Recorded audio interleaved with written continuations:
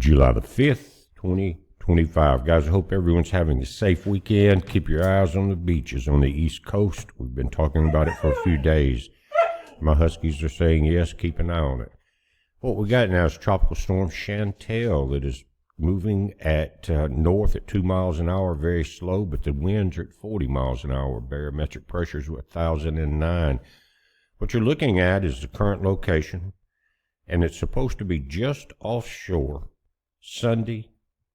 That would be in the morning, 2 hours after midnight on the East Coast, Sunday at 2 a.m. See that coming into the top of South Carolina. It's going to cross over into South Carolina and up into Virginia, or excuse me, North Carolina and into Virginia before it passes out of here. Let's take a look at some of the other information.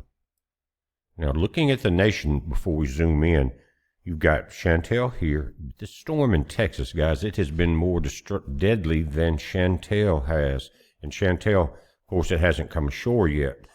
But you've got a lot of folks over in Kerr County that got trapped in floodwaters, and some girls in a camp. 23 were missing. Earlier last night, it was 13 confirmed dead. I'm sure that's changed. It was a disaster. But guys, it's still occurring. Check this out right there. Still, as it forms, it's being pushed to the south towards the Rio Grande Valley, just like we saw yesterday.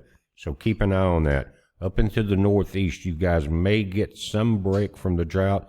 And this storm that was in the northwest, guys, it lasted for a little bit, starting to pull out now. Maybe it will cover some of these forest fires we got going. And you can see as the sun's coming up this morning, both storms are already increasing. Notice the height of the clouds. It's only 7:40 Central Time, and you can see the shadow behind the higher ones here in that crescent. See that? And then the light side, same way over here. But these storms just look a little higher in Texas. What we're dealing with is an extreme amount of moisture, I believe, guys. But right here, this thing's going to cut up almost in central South Carolina and move across in this direction. Will it re-enter back into the Atlantic? We don't know yet. It may weaken to the point that it doesn't matter. But right now, you've got rip currents up along this area, and it's going to be very dangerous. Let's take a look at the infrared, and then let's look at maybe the Myrtle Beach webcams in that area. And you can see, again, where your stronger storms are here in Texas and off into the Atlantic itself.